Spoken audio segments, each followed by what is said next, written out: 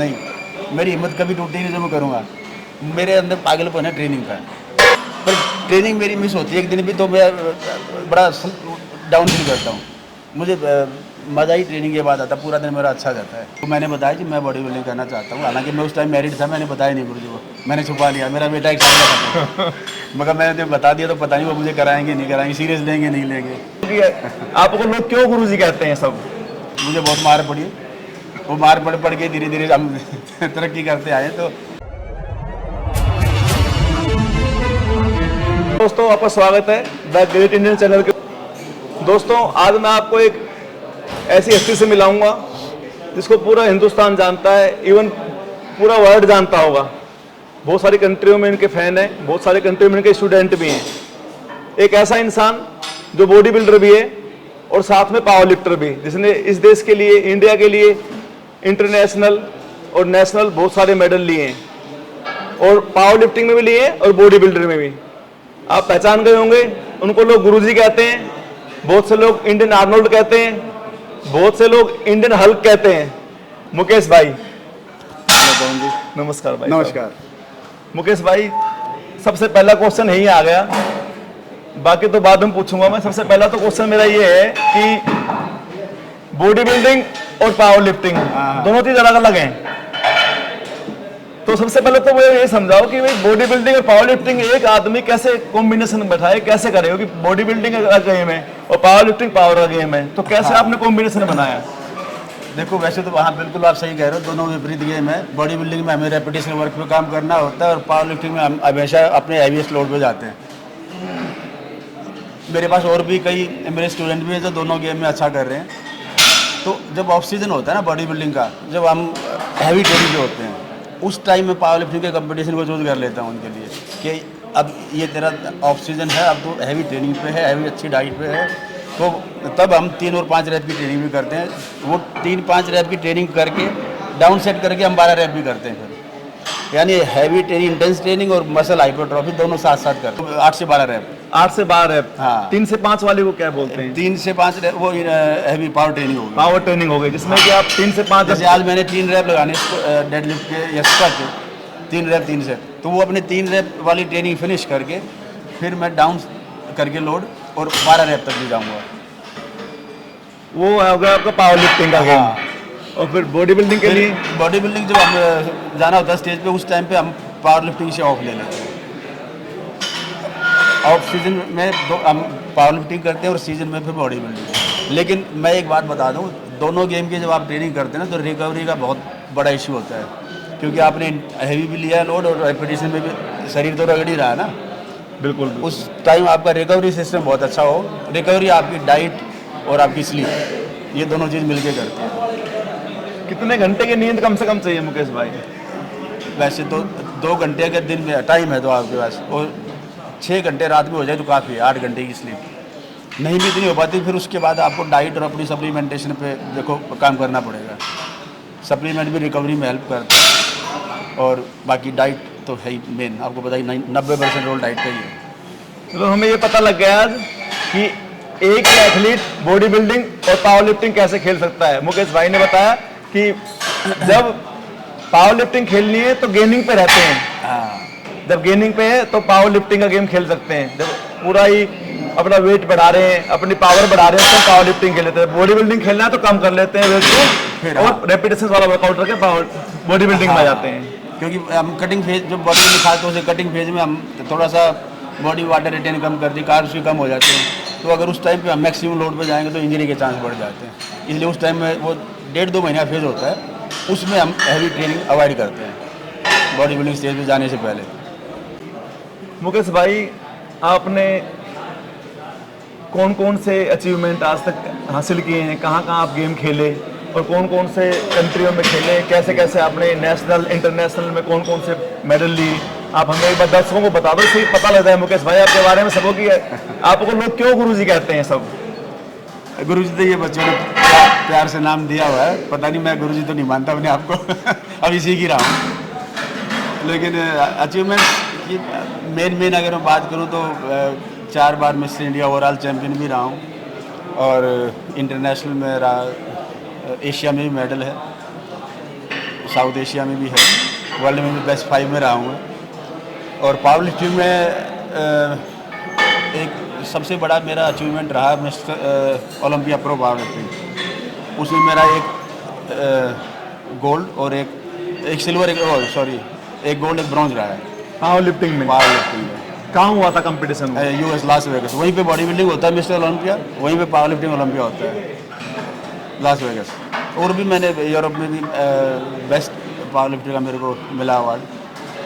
तो हालांकि मेरा प्रेफरेबल गेम बॉडी बिल्डिंग ही था, लेकिन बाद में गुरुजी ने डिसाइड किया कि भाई चल पावर लिफ्टिंग करते हैं। मैं 2013 से शुरू किया पावर लिफ्टिंग। 2013 से पहले सिर्फ बॉडी बिल्डिंग करते थे? 97 से मैंने शुरू किया, उसके बाद 2012 तक मैंने बॉडी बिल्डिंग ही किया है। मुकेश भाई, फर्स्ट कंपटीशन आपने कब खेला और आपका कौन सर्च किया इस दुनिया में कि कौन इंसान है ऐसा जिसको देख के आपको लगा कि मुझे ऐसा बनना चाहिए तो मैं बॉडी बिल्डिंग खेलूं या पावर लिफ्टिंग खेलूं, कैसे करूं मैं? कौन है आपका इंस्पिरेशन? मेरा जो आइडियल बॉडी बिल्डर अगर मैं बात करूँ तो मेरे गुरु भाई भी हैं अब तो, मिस्टर दिनेश असवाल जी, बहुत बड़े चैंपियन रहे हैं इंडिया के, मस्कुलर मैन ऑफ इंडिया रहे हैं, बेस्ट पोजर इंडिया के रहे हैं। अभी तो गेम में नहीं है, लेकिन अपने टाइम में बेस्ट थे इंडिया में। आप तो शायद जानते ही होंगे, जमुना पार। हाँ, तो उनको देख के मैं, मिस्टर दिल्ली का एक कंपटीशन था, वहाँ पे वो 65 kg में खेले थे और वो करते करते ओवरऑल तक चले गए। ओवरऑल में वो जॉनी भाई साहब के साथ फाइट थी उनकी, प्रेम बहादुर जॉनी, तो वो विनर हुए, वो रनर अप रहे। उनको देख के वहाँ से मुझे लगा मैं भी ये गेम करना चाहिए। तब तक मैं अपना टेक्निकल फील्ड में था, मैं मैकेनिकल इंजीनियर हुए थे। अच्छा, आप मैकेनिकल इंजीनियर में जॉब करता था, प्राइवेट कंपनी में। फिर मुझे लगा, शौक तो था ही स्पोर्ट्स का, मैं डिसाइड नहीं हो रहा था क्या करना। मैं देखने गया था, फिर मुझे चले यही करता हूँ। फिर मैं गुरुजी का पता लगा मुझे, वो 10 जिम में ट्रेनिंग करते हैं गुरुजी के पास। मैं गुरुजी के पास गया नरेश मान जी के साथ, वो भी मिस्टर इंडिया बने बाद में। तो गुरुजी से मिला 9 सितंबर को मैं 97। बस तब से आज तक उनसे जुड़ा हुआ हूँ। जो भी अचीवमेंट्स है वो सब उनके मार्गदर्शन में हुआ है। वो गाइड करते रहे, मैंने सोचा कुछ नहीं, मैं दोनों ने बोल दिया, करता चला गया बस। और आज यहाँ तक भी पहुँच गए। इतने सारे मेरे अपने स्टूडेंट्स भी हैं तैयार, नेशनल इंटरनेशनल मेडल भी लेके आए। इंडिया के top power lifter, body builder दोनों ही यहाँ पे ट्रेनिंग करते हैं, तो वो सब उन्हीं की शिक्षा है। किस भाई, जब आप जिम में गए फर्स्ट टाइम तो वहाँ पे अपने गुरुजी के बारे में बताओ, कैसे कैसे आपका शुरू हुआ, गुरुजी ने कैसा शेड्यूल बनाया, तो कैसे एक्सरसाइज होती थी उस जमाने में, कैसा वर्कआउट था, कैसी डाइट थी, उस जमाने के बारे में बताओ जब आप पहले दिन जिम में गए। मैं 97 में गया था गुरुजी के पास, नरेश मान जी मेरे दोस्त हैं, उनके साथ। 97 में जब हम गए तो जिम उनका आज भी हालांकि वही है, अभी थोड़ा सा रेनोवेट कर दिया, लेकिन जब बिल्कुल ऐसा ही था जैसे हमारा जिम, तो ऐसे नॉर्मल था, छोटा सा जिम है, 100-150 गज के आसपास में होगा, और वहाँ पूरी भीड़ होती थी बच्चों की। उस टाइम उनके पास दूर दूर से बच्चे आके ट्रेनिंग करते थे। तो मैंने बताया कि मैं बॉडी बिल्डिंग करना चाहता हूँ। हालांकि मैं उस टाइम मैरिड था, मैंने बताया नहीं गुरुजी को, मैंने छुपा लिया, मेरा बेटा एक साल का था। मगर मैंने तो बता दिया, तो पता नहीं वो मुझे कराएंगे नहीं कराएंगे, सीरियस लेंगे नहीं लेंगे। तो उन्होंने कहा ठीक है चलो करते ही शुरू। मैंने, वो तो आपको पता ही, डंडा लेके ट्रेनिंग कराते हैं, बिल्कुल पिटाई होती थी उस जमाने। आज भी ऐसे ही करते। तो उस टाइम बहुत ही ज़्यादा मुझे बहुत मार पड़ी। वो मार पड़ के धीरे धीरे हम तरक्की करते आए। तो डाइट का भी ऐसा बहुत कुछ वो नहीं था, बड़ी सिंपल डाइट होती थी। अपना उबले आलू खाओ दही के साथ, वर्जिश से पहले केले चीकू का शेक बना के पियो। सप्लीमेंट उस टाइम था ही नहीं, उस टाइम तो कहीं सप्लीमेंट था। तो वो बोलते थे कॉम्प्लान के 4-5 चम्मच उसमें डाल के केले चीकू शेक में वो पियो और वेट बढ़ जाएगा। तो जैसे वो उन्होंने बोल दिया, हमने आगे सोचा ही नहीं कभी, वो जो बोलते गए हम करते ही चले गए। तो बिल्कुल सिंपल डाइट थी, वर्जिश बहुत ज़्यादा थी। वो कभी ग्राउंड में ले जाके दौड़ाते थे खूब, कभी पुशअप्स 1000 पुशअप लगवा रहे हैं, कभी 2-2 हज़ार बैठ के लगवा रहे हैं। वेट ट्रेनिंग तो है ही है। तो डेली वो ऐसा करके भेजते थे कि बस वो आदमी मुश्किल से घर पहुंच पाए। ट्रेनिंग बहुत टफ कराते थे। तो वो उसी ट्रेनिंग का नतीजा है कि अभी मुझे वर्जिश बिल्कुल भी कभी भी बोझ नहीं लगती अपने ऊपर, क्योंकि पहले इतना करा है उन्होंने, वो वर्जिश कभी बोझ लगती नहीं है। तो 98 में मेरा पहला मेडल आया दिल्ली स्टेट और दिल्ली यूनिवर्सिटी। 97 में मैंने शुरू किया था, 1 साल के अंदर मेरा दिल्ली स्टेट में मेडल आ गया और दिल्ली यूनिवर्सिटी में भी। फिर ऑल इंडिया खेलने गए, वहाँ भी मेरा मेडल आ गया पहले ही साल में। और 99 में उस ऑल इंडिया यूनिवर्सिटी के बेस पे मेरी रेलवेज में जॉब भी लगी। जॉब लग गई थी रेलवे में? हाँ, तो मैंने 4 साल रेलवे में जॉब भी की। 2000 में मैंने अपना जिम लगा लिया था 2004 तक मैंने रेलवे में जॉब की। फिर मुझे लगा कि मुझे अब पूरा टाइम गेम को ही देना है, क्योंकि मैं जॉब के लिए गया भी नहीं था, मेरा टारगेट गेम ही था। जॉब में उल्टा छोड़ के गया था, मैं अपनी इंजीनियरिंग की लाइन पहले से मैकेनिकल इंजीनियर था आप? हाँ हाँ। तो मैंने रेलवे की जॉब क्विट करी, पूरा टाइम इसको दे दिया। तो फर्स्ट टाइम मेरा नेशनल मिस्टर इंडिया मेरा 2008 में आया, 2005 में 2005 में मिस्टर इंडिया वेट कैटेगरी में। हाँ, गोल्ड मेडल 2008 में मेरा आया ओवरऑल। ओवरऑल फिर मिस्टर इंडिया 8, 9, 10 और फिर 11 मैंने ड्रॉप किया 1 साल, फिर 12 में फिर मेरा ओवरऑल टाइटल था। 12 के बाद हमने बॉडी बिल्डिंग से क्विट किया। मैं 2015 फिर मैंने तो एक बार फिर तैयारी करी बॉडी बिल्डिंग की। 2015 में एशिया चैम्पियनशिप खेलने गया, फिर वहाँ पे मेरा सिल्वर मेडल बेस्ट 5 में रहा वर्ल्ड चैंपियनशिप में। वो हालांकि मेरी बेस्ट फॉर्म थी, पर वो चैंपियनशिप भी बड़ी थी काफ़ी। हाँ वाइड उसमें सब कंट्रियाँ हैं। बिल्कुल।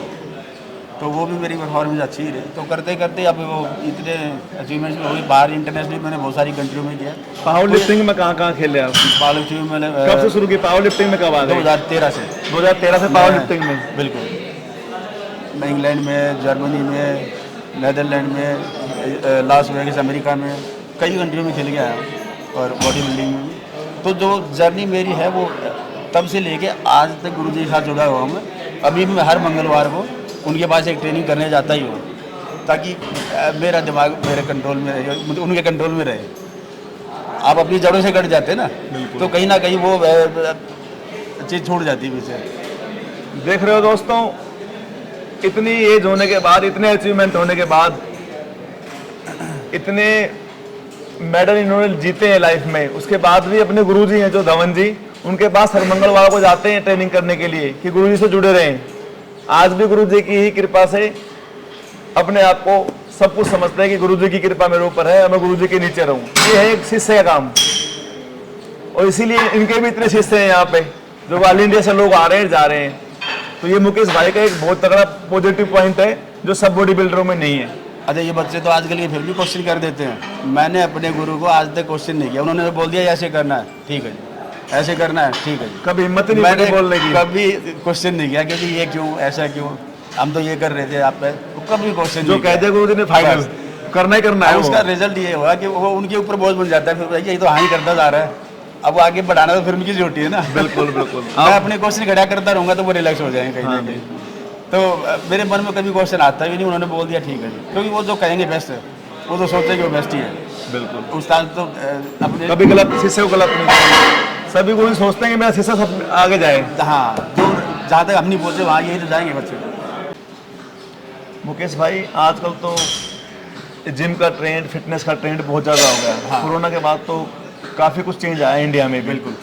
तो बहुत से बच्चे हैं आज के दिन टीन एज वाले जो आपके पास नए ज्वाइन करते हैं, तो कुछ उनके बारे में बताओ कि आपसे आगे कैसी डिमांड करते हैं कि हमें क्या चाहिए गुरुजी, कैसा क्या सिस्टम, किसको बॉडी चाहिए, कैसा है आजकल टीन एज को आप थोड़ा बोलना। मेरे पास मैक्सिमम वो यंगस्टर ही आते हैं, 17-18 से लेकर 20 साल के तक के बच्चे, वो शुरू जिन्होंने करना है।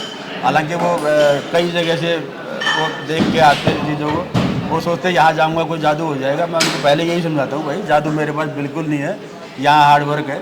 जो आप देखते हो ना, रोज़ मैं इंस्टाग्राम पे लगाता हूँ बच्चे आज ये चैम्पियनशिप जीत के आए, ये मेडल लेके आए, वो उनकी 1 साल की मेहनत नहीं है, मगर वो सालों साल से लगे हुए हैं। आपको भी 2, 4, 5 साल खर्च करने पड़ेंगे। कहीं आप मेरे पास ये सोच के आए हो कि 6 महीने में मैं कुछ ऐसा आपको शॉर्टकट दिला दूँगा कि आप फटाफट ऐसे चैम्पियन बन जाओगे, मगर बिल्कुल नहीं है। अगर आपके अंदर हिम्मत है 1 साल पूरा रुकने की और सालों साल गेम करने की, तब तो करो। इस चक्कर में कई बच्चे छोड़ भी जाते हैं कि मैं जिस काम के लिए आया था, जिस जल्दी के लिए आया था, जिस शॉर्टकट के लिए आया था, वो तो है बता ही नहीं कुछ। ये तो कह रहे दयालु खाओ और ये खाओ। शॉर्टकट कुछ नहीं है, मेहनत करनी पड़ेगी और गुरुजी की छत्र छाया में रह के अच्छा काम करना पड़ेगा। कोई भी शॉर्टकट बिना हार्डवर्क के काम करेगा ही नहीं। बिना हार्डवर्क के, बिना हार्डवर्क है तो फिर वो आपकी डाइट से लेकर हर चीज़ काम करेगी। तो जिसमें पेशेंस है वो रुकेगा, वो बनेगा भी। जिसमें पेशेंस नहीं वो चला भी जाता है। हाँ। और दोस्तों, आपने जिम देखा होगा, कोई लग्जरी जिम नहीं है, कोई सोना बाथ, स्टीम बाथ, स्पा वगैरह कुछ नहीं है यहाँ पे। यहाँ पे सिर्फ लोहा है, इस लोहे से लड़ना है और डाइट खानी है और मुकेश भाई से अच्छी गाइडेंस, उनके प्रोटोकॉल के हिसाब से चलना है। आपको मेहनत करनी है, मेन सोर्स है मेहनत का काम। बिल्कुल। मैंने दिए ट्रेडमिल्स वगैरह भी अभी 4-5 साल से लगाई, नहीं तो खाली अखाड़ा ही था ये तो। हाँ, सिर्फ मतलब उसमें भी इतने सिर्फ लोहा ही था, तब भी तो चैंपियन बन गए। मिस्टर इंडिया, कितने नेशनल चैंपियन पावर लिफ्टिंग में, मैंने बीच में वेट लिफ्टिंग में भी पंगा लिया, वो भी 4-5 साल कराई मैंने, उसमें भी 2-3 चैम्पियन बने। फिर बाद में वो वेट लिफ्टिंग आपको पता जिम में रिस्पॉन्स कम आता है, तो वो 5-4 एथलीट होते थे मेरे पास, फिर मैंने वो क्लोज़ किया, क्योंकि वेट लिफ्टिंग ग्रुप के बिना नहीं चलती। तो सभी गेम में बच्चे अच्छा कर रहे हैं, और आप जब भी आओगे जिम में आपको 2-4 नए बच्चे मिलेंगे जिन्होंने काफ़ी चेंज कर दिया। सबसे बड़ी बात तो ये है कि यहाँ पूरे इंडिया भर के बच्चे हैं, कोई हरियाणा से, कोई पंजाब से, कोई राजस्थान से, कोई कहीं कहीं से, दूर दूर से बच्चे आ रखे हैं। ऐसा मेरे ख्याल से दिल्ली में तो कहीं जिम में नहीं होगा कि इतने दूर दूर के बच्चे की ट्रेनिंग कर रहे हैं, बहुत मुश्किल ही मिलेंगे। मुकेश भाई, कोई ऐसा इंसिडेंट बताओ अपनी लाइफ का जब आपको लगाओ कि मैं इंजर हो गया, इंजर्ड में हूँ और इंजरी मुझे हो गई, या अभी मुझे नहीं करना चाहिए, या मैं गिव अप कर लूँ। कोई ऐसा फेस हर इंसान की ज़िंदगी में आता है, जब आपने शुरू किया होगा तब भी। तो कोई ऐसा इंसिडेंट बताओ कि जब आपको ऐसी फीलिंग आई हो, फिर आपने कैसे अपने आप को मोटिवेट किया और आज भी आप खेलने लायक है बिल्कुल। अगर आप चाहो आज भी, तो आज भी थोड़े दिन की मेहनत के बाद बहुत आराम से खेल सकते हैं।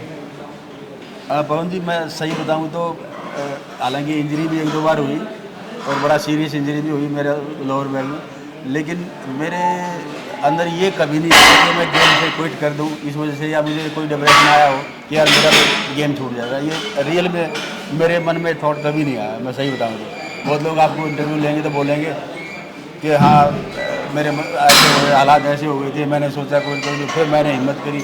नहीं, मेरी हिम्मत कभी टूटी नहीं जो मैं करूँगा। मेरे अंदर पागलपन है ट्रेनिंग का, मुझे कभी जीतने का भी बहुत ज़्यादा लालच नहीं रहा, मैं सही बताऊँ तो। पर ट्रेनिंग मेरी मिस होती है एक दिन भी तो मैं बड़ा डाउन फील करता हूँ। मुझे मज़ा ही ट्रेनिंग के बाद आता, पूरा दिन मेरा अच्छा जाता है। तो ये मेरा पागलपन है ट्रेनिंग का पिछले 25 साल से। इंजरी से कोई फर्क नहीं पड़ता? इंजरी हो गई, चली गई, महीना 20 दिन बेड पे भी रहा मैं, वो क्योर भी होगी। हालांकि डॉक्टर ने मेरे को बोल दिया था आप दोबारा कभी गेम नहीं कर पाओगे। मैं स्क्वाट करते टाइम लोड इम्बेलेंस हुआ, वो आगे गिर गया ऐसे, तो मेरा डिस्क स्लिप कर गया। मैं ना करवट ले पा रहा था, ना बैठ पा रहा था, ना चलना का तो छोड़ ही दो। मुझे 4 आदमी बेड से उठा के लिए थे डॉक्टर के पास, तो डॉक्टर बोला आपका गेम होता नहीं। मुझे अंदर ऐसा हुआ ही नहीं कि आगे गेम छोड़ जाएगा, मुझे ऐसा ही लगा कि नहीं ये तो हो जाएगा ठीक, हो जाएगा ठीक। महीना भर लगा उसमें, और मैं फिर अपना ट्रेनिंग में आ गया। महीने बाद फिर दोबारा ट्रेनिंग पे? ट्रेनिंग वाला मेरे मन में एक बार को भी ये नहीं आया कि नहीं होगा ठीक, नहीं पता हो जाएगा। हालांकि डॉक्टर बड़ा स्पेशलिस्ट था, न्यूरो सर्जन था, उसने बोला कि आप एक्सरसाइज नहीं कर पाओगे, हाँ चलने फिरने लायक कर दूँगा आपको। फिर वो लक की बात है कि मेरे को किसी ने बता दिया कि डॉक्टर वैद्य हैं, वो मैग्नेट से करंट लगा के कुछ करते हैं इलाज। मैं उनके पास चला गया। उन्होंने जाते ही वो 1 घंटे का उनका ट्रीटमेंट था, वो बिजली करंट से उन्होंने 2 दिन शॉक दिए मेरे को। 3 दिन उन्होंने मुझे बुलाया, चौथे दिन बोला जाओ ट्रेनिंग करो। तो फिर ट्रेनिंग करी आपने? एक डॉक्टर वो थे जो बोल रहे थे आप 5 का डंबल हिम्मत उठाना करो, और एक वो 3 दिन के ट्रीटमेंट के बाद मेरे को बोला जाओ ट्रेनिंग करो, जिस वर्जिश से आपको इंजरी हुई वही करो जाओ। चौथे दिन उन्होंने ट्रेनिंग पे ला दिया मेरे को। मतलब अब कई बार अब मैं डॉक्टर पे बहुत ज़्यादा बिलीव नहीं करता हूँ, हालांकि बुरी बात है। मुकेश भाई, मेरा भी मानना अपना है कि डॉक्टर तो अभी आए, आज से हजारों साल पहले कहाँ डॉक्टर थे। हाँ। हमारे शरीर के अंदर ही ऐसी ऐसी व्यवस्था बना रखी है, भगवान ने रिकवरी प्रोसेस है हमारा, बस सिर्फ आपको ब्रेन को अपने एक्टिव रखना पड़ेगा। अब बिल्कुल, और मोटिवेशन अपना कभी मत मरने दो। अभी आपने देखा कि एक डॉक्टर ने कह दिया था कि आप लाइफ टाइम वेट ट्रेनिंग नहीं कर सकते, आप नॉर्मल लाइफ जियोगे। और फिर दूसरा डॉक्टर आया, उसने क्या काम किया कि मैग्नेटिक से कुछ अपना ट्रीटमेंट है कोई मैग्नेटिक का, जिसमें शॉक देते हैं थोड़ा थोड़ा। उससे मुकेश भाई 3 दिन में सीटिंग करी, और उसके बाद चौथे दिन जिम में, और आज आराम से बैठे हैं। तो इससे एक सबक ये भी सीखने को मिला कि इंजरी होने के बाद भी अपने गोल को मत छोड़ो, कहीं भी अपने गेम को मत छोड़ो। मुकेश भाई, बॉडी बिल्डिंग, पावर लिफ्टिंग और जितने भी गेम है, क्रिकेट है, वॉलीबॉल है, कबड्डी है, जितने भी गेम है, स्विमिंग वगैरह, सब में आजकल क्या है कि परफॉर्मेंस की बड़ी कंपटीशन भी बहुत ज़्यादा हो गया, कंपटीशन बहुत टफ है। तो आप एक सप्लीमेंट के बारे में थोड़ा बताओ कि जो नए बच्चे हैं हमारे वो, और जो पुराने एथलीट हैं कैसे। और एक मेरा एक क्वेश्चन ये भी रहेगा बाद में कि जो हमारी एज के हैं 50 के आसपास, उनको कैसे फिट रहे हैं, वो लोग कैसे फिट रहे हैं, क्या क्या खाना चाहिए, कैसे कैसे लाइफ स्टाइल हो। तो सप्लीमेंट के बारे में थोड़ा बताओ कि कैसे कैसे बॉडी को इम्प्रूव करता है। हाँ, आपके दोनों सवालों का मैं जवाब देता हूँ। एक तो सप्लीमेंट्स के देखो मैं अगेंस्ट नहीं हूँ, सप्लीमेंट वाकई हेल्प करता है आपको रिकवरी में। डाइट अगर आपकी अच्छी है तो मैं खुद भी एक ब्रांड को एंडोर्स करता हूँ, माई प्रोटीन के साथ में जुड़ा हुआ हूँ, लेकिन उसके बावजूद मैं सबको क्लियर मैसेज देता हूँ मेरे इंस्टाग्राम पे भी, सप्लीमेंट आपको चैंपियन नहीं बनाएगा, सप्लीमेंट आपको असिस्ट करेगा। मेन रोल आपकी डाइट का है। आप जो दिन में 5-6 अच्छी क्वालिटी मील लेते हैं ना, उसके साथ सप्लीमेंट ऐड करेंगे तब तो वर्क करेगा। ये क्या करते हैं, सप्लीमेंट घोल के पीते रहते हैं, डाइट बनाने के इनके पास वो नहीं है, कौन बनाएगा, कौन जितना टाइम लगाएगा, चल एक प्रोटीन का सब पी लेता हूँ। ये गलत है, आपकी डाइट को सेक्रीफाइस नहीं कर सकते आप, कभी कभी सप्लीमेंट छोड़ जाए कोई बात नहीं, डाइट मेन है। बिल्कुल, सप्लीमेंट आपको हेल्प तभी करेगा जब आपकी ट्रेनिंग अच्छी है और आपकी डाइट अच्छी है। जिसकी डाइट अच्छी नहीं उसको सप्लीमेंट का कोई रोल नहीं, बिल्कुल हेल्प नहीं करेगा। आपको सप्लीमेंट का रोल है अगली ट्रेनिंग के लिए, आपको जल्दी रेडी करता है, रिकवरी फास्ट करता है, इतना ही रोल है। ये एक एक्स्ट्रा एज है कि हम जहाँ 6 घंटे में रिकवर होने हैं वहाँ 4 घंटे में हो जाए, हम 12 घंटे में रिकवर होनी बॉडी वो 10 घंटे में हो जाए, 8 घंटे में हो जाए, और अगली ट्रेनिंग सेशन हमारा अच्छा चला जाए। लेकिन उसके बाद रोल तो डाइट का ही है पूरा। आप डाइट फिट नहीं करेंगे तो बिल्कुल सप्लीमेंट के बिना हो जाएगा, डाइट के बिना नहीं होगा। तो ये डाइट को मिस करके अगर सप्लीमेंट लेते हो वो गलत है। आप डाइट के साथ सप्लीमेंट लेते हो, डेफिनेटली सप्लीमेंट आपको हेल्प करेगा। आपको किस टाइम पे क्या सप्लीमेंट चाहिए वो आपका कोच आपको बताएंगे, आपका टारगेट क्या है, आपका बॉडी कंपोजिशन क्या है, आपका मसल मास कितना, फैट कितना, उसके अकॉर्डिंग चलता है सब। अलग अलग फिजिक के हिसाब से सप्लीमेंट बताए जाते हैं, अलग अलग गोल के हिसाब से। बिल्कुल। और बात करें अगर कि हमारी एज में आप कैसे फिट रखें अपने आप को 45-50 के बाद या 40 के बाद, तो मेरा आंसर यही है, आपकी एज बड़ी होने से आपके शेड्यूल पे कोई फर्क नहीं पड़ना चाहिए। ट्रेनिंग आपको कंसिस्टेंट चाहिए थ्रू आउट द लाइफ। बस ट्रेनिंग का आपने जो पैटर्न है, आपका जितना लोड लेते हैं वो थोड़ा सा वेरी कर जाए बेशक, लेकिन ट्रेनिंग कंसिस्टेंट रहेगी, ट्रेनिंग नहीं छोड़ना है। एज बिल्कुल मैटर नहीं करती। आप जितना ट्रेनिंग के नज़दीक रहेंगे आपका एजिंग प्रोसेस भी थोड़ा स्लो रहेगा, आपको फील नहीं होगा, आप हमेशा यंग फील करेंगे। अगर रेगुलर ट्रेनिंग में आपको पता है मैं भी वेट उठा रहा हूँ, वो यंगस्टर भी 150 किलो उठाता है, 100 किलो मैं भी उठा रहा हूँ, तो आपको एजिंग का कभी फील ही नहीं होगा। बिल्कुल। और जब आप ट्रेनिंग रेगुलर करते हो तो डेफिनेटली आपकी डाइट अपने आप ही अच्छी हो जाती है। अच्छी रहेगी। आप ज़बरदस्ती डाइट को ठीक करने की कोशिश करेंगे, उससे नहीं होगा। आप ट्रेनिंग शुरू करके आपकी डाइट खुद ब खुद ठीक होगी। अपने आप, क्योंकि ये नशा है ट्रेनिंग। बिल्कुल, ये नशा है तो और कोई नशे की जरूरत नहीं है। किसी नशे की जरूरत नहीं। सबसे अच्छा नशा यही है। बिल्कुल। एक नॉर्मल आदमी को प्रोटीन वगैरह के बारे में थोड़ा बताओ मुकेश भाई कि कैसे कैसे नॉर्मल आदमी फिट रहे। बिल्कुल, क्या क्या उसकी डाइट में होना चाहिए कम से कम? बस अगर वो वेजिटेरियन है तो अपना थोड़ा बहुत मिल्क प्रोडक्ट, सोया प्रोडक्ट्स हैं, वेजिटेबल से बहुत सोर्सेज हैं। और नॉन वेज खाते हैं आप तो अंडा, चिकन, फिश, जो भी आपको प्रेफर सोर्स है वो इंटेक करें। फाइबर इंटेक जरूर करें अपना 20-25 ग्राम डेली। सब्जियां ज़्यादा, फ्रूट थोड़े से कम, ड्राई फ्रूट खाएं। और प्रोटीन आप अगर गेम में नहीं है तो अपने बॉडी वेट का 1 से 1.5 ग्राम प्रोटीन आपको पर केजी काफ़ी है मेंटेन रखने के लिए। अगर आप गेम में हैं, बॉडी बिल्डिंग करना चाहते हैं, मसल को बड़ा करना है, तो ये 2 से 3 ग्राम भी चला जाएगा पर केजी। 3 ग्राम तक भी चला जाता है पर केजी। मतलब मेरा 80 किलो वेट है, हाँ, तो मैं 80 ग्राम प्रोटीन तो खाना ही खाना है मुझे जिंदा रहने के लिए। हाँ, 80 से 100 ग्राम, 80-100 ग्राम तो आपका मेंटेन रखने के लिए इतना प्रोटीन जाना चाहिए, जरूरी है। लेकिन कई बार ये नए बच्चों को समझ नहीं होती, वो सोचते 100 ग्राम चिकन खा लिया, 100 ग्राम मैंने प्रोटीन ले लिया। 100 ग्राम चिकन में 20-22 ग्राम ही प्रोटीन होता है। इस तरीके से आपने वो 100 ग्राम पूरा करना है, काउंट करना है अपना पूरा हाँ। Protein diet. जैसे दूध में 4% ही प्रोटीन है, आप 500 ml दूध पीते हैं तो 20 ग्राम प्रोटीन आपको मिला। तो ये किस चीज़ में कितना है न्यूट्रिशन, वो भी थोड़ा सा आपको समझ होना चाहिए, ये ज़रूरी है। तभी अच्छी डाइट आप डिज़ाइन कर पाएंगे अपने लिए।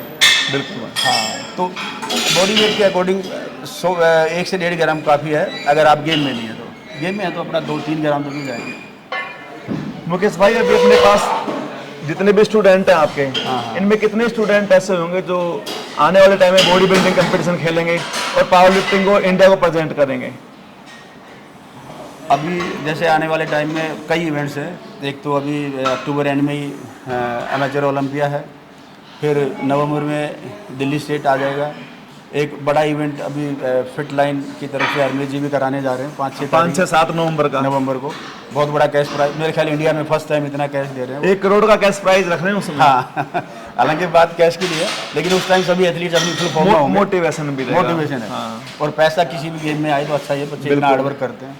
फिर दिसंबर में IBBF नेशनल भी है, तो पावर लिफ्टिंग का अभी बेंच प्रेस नेशनल है, उसमें भी बच्चे जा रहे हैं। फिर पावर लिफ्टिंग का नेशनल भी दिसंबर में है। उससे पहले दिल्ली स्टेट भी होना है। मेरे पास सभी गेम के मैन फिजिक्स से लेके class physique, body building, power lifting, सभी चारों गेम के एथलीट हैं। कम से कम 40-50 बच्चे अभी मेरे बॉडी बिल्डिंग में उतरेंगे। और पावर लिफ्टिंग में भी इंडिया के टॉप एथलीट्स मेरे पास भास्कर शाह है, भास्कर शादी best lifter of India. Bench press में कितने साल से वो स्ट्रॉन्गमैन बनता आ रहा है। पंकज त्यागी अभी स्ट्रॉन्गमैन बना दिल्ली स्टेट में। और भी जूनियर बच्चे भी, ये जो मैंने राहुल का इंट्रोडक्शन कराया, ये भी ब्रॉन्ज मेडल लेके आया, अभी नेशनल भी जाएगा। और हिमांशु है, पावर लिफ्टिंग बॉडी बिल्डिंग दोनों में चैंपियन है, वो अभी बॉडी बिल्डिंग भी करेगा, फिर पावर लिफ्टिंग भी करेगा, दोनों नेशनल खेलेगा। तो बहुत सारे बच्चे अभी मेरे पास पावर लिफ्टिंग और उसमें दोनों में ही। और अगर 3 महीने बाद हम मिलेंगे तो उस टाइम पे आप देखना कितने बच्चे मेडल के साथ मिलेंगे आपको। दोस्तों बहुत सारे मेडल आने वाले हैं यहाँ से भी, जो बहुत बच्चे तैयारी कर रहे हैं। मुकेश भाई के शरण में बहुत बच्चे हैं जो आगे रिप्रेजेंट करेंगे इंडिया को। अभी राहुल प्रो कार्ड जीत के आया जून में, वो प्रो शो भी खेलेगा। अभिषेक इसने गोल्ड अभी इसमें जून में लगाया, मैं इसमें शेरू क्लासिक में, तो उसको वो भी अपनी फुल फॉर्म में है। और भी बेंच फिजिक काफ़ी एथलीट है हमारे पास। तो देखना आप 40-50 बच्चे स्टेज पे करेंगे। और फिट लाइन वाले कंपटीशन में तो शायद और भी भीड़ बढ़ जाएगी हमारी। हाँ, यहीं पे आएंगे सारे मेडल। नहीं, मेडल तो देखो जो मेहनत करेगा उसको आएगा। कोशिश तो है हमारे बच्चों की। हाँ